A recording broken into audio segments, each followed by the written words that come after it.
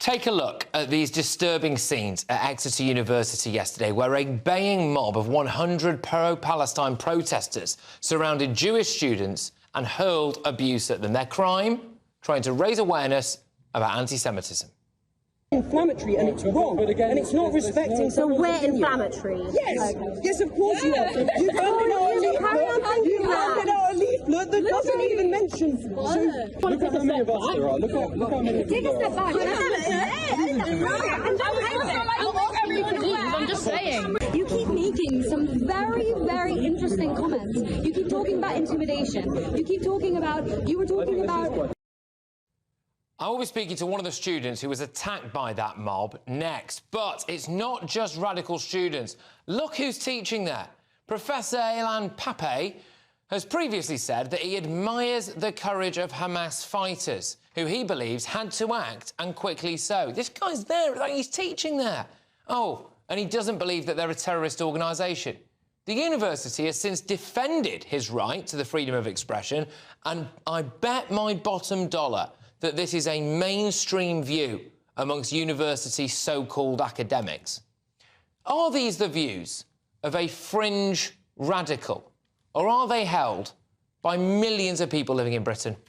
I can be in a land where I live with these people, but I have hate for them. I don't like them. I say that is, at the time that we're living in today, is very, very hard to claim that. Imposing onto you, saying that you have to accept the British values. And Muslims are being put in situations where they're asked, are you a Muslim first or are you a British first? Yeah, but these are easy questions to answer. I'm a Muslim first. Like, what's the issue? But that's you not being loyal to the country that you claim to be from. You see, that's what Muslims are now. By saying that statement, you're a foreigner from us now. Muslim first, then British, hating the people they have to live amongst in Britain. I suspect these views are not that uncommon. Extreme behaviour is the new normal. Just look at what ordinary Brits had to put up with while doing their shopping in Tesco's. Tesco's is promoting genocide. Stop killing children. Enough is enough.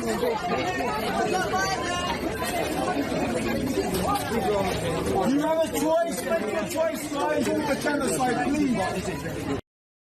That was a protest over Jewish avocados.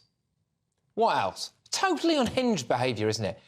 Tesco does not have blood on its hands. Nobody in this country harbours any blame for the horrific events in Gaza. We have to put a stop to this. But it's not just universities and supermarkets under attack from the mob. No, a kebab shop in Bradford was the scene of a pro-Palestine-fuelled riot. Can you guess what the owner, Salahuddin Yusuf's, crime was? No, it's not avocados this time. Something much worse. He dared to sell Coca-Cola. The same Coca-Cola company that until recently had 2 plants employing hundreds of Gazans in Gaza.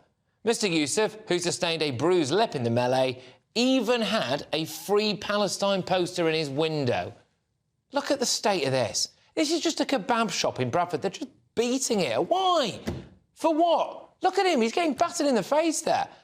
Seriously, nothing will be good enough for this lot. Pro-Palestine sticker in the flipping window, and they're battering him because he's selling Coca-Cola. It's nuts.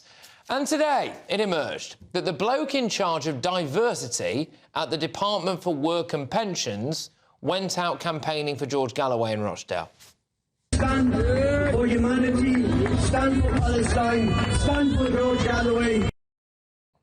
That's a civil servant. They're in charge of diversity at the Department for Work and Pensions, campaigning for a party whose deputy leader was ousted from the Labour Party following anti-Semitic remarks.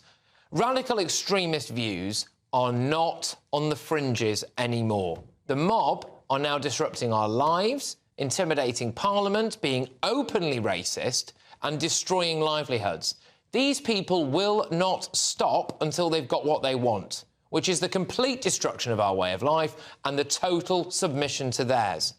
That is extremism. Let's stop calling it what it is. And in the past hour, counter-extremism czar Robin Simcox has warned in The Telegraph of a permissive environment for radicalisation developing in the UK. Mr Simcox warns that pro-Palestinian protests are turning London into a no-go zone for Jews, warning that extremist groups have gone unchallenged for too long. Look, this is the government's current definition of extremism. Vocal or active opposition to fundamental British values, including democracy, the rule of law, individual liberty, and mutual respect and tolerance of different faiths and beliefs.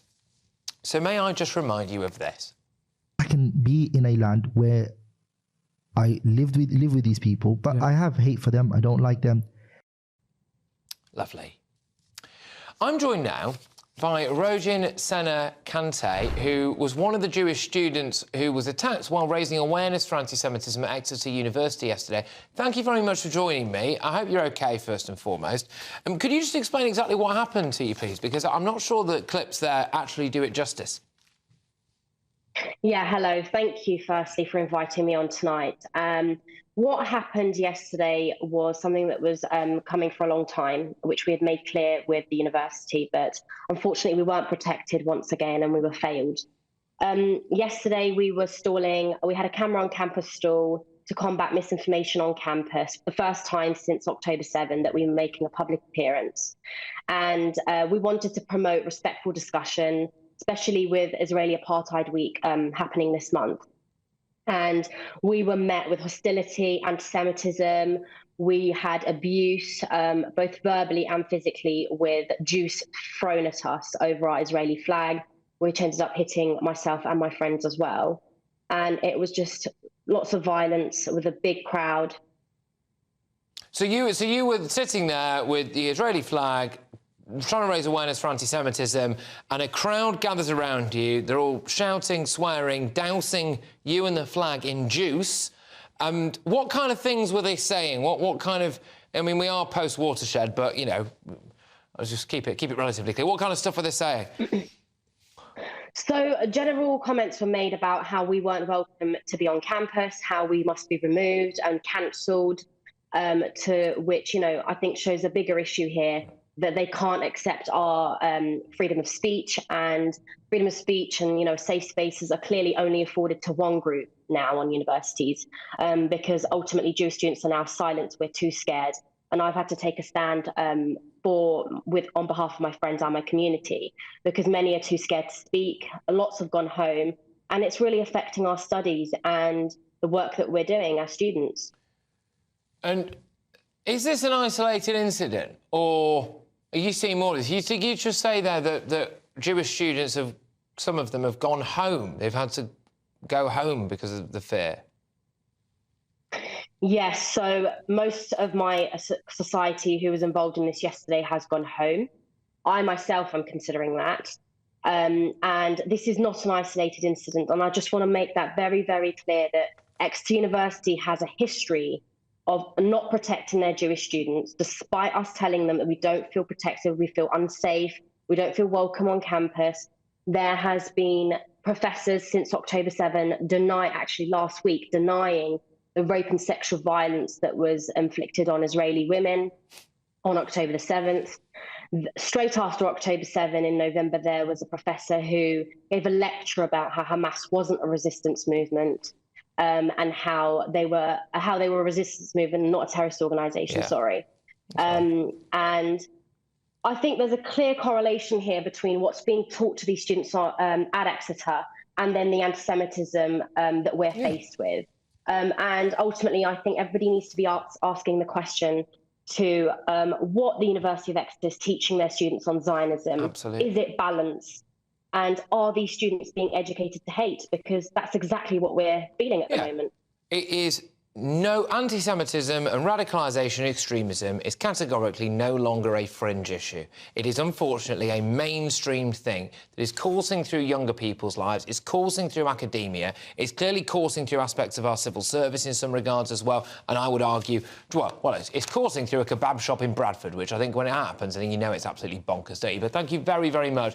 Great to have you on the show, and I do hope that you take care. All right, all the best. A spokesperson for the University of Exeter said, "We are meeting with those involved to ensure that they are receiving the appropriate support and have launched an immediate investigation. The university is committed to eradicating any instances of discrimination and harassment and encourage anyone who may experience any such behaviour to report it immediately." It'll be fascinating to see what they do about the lecturer, won't it?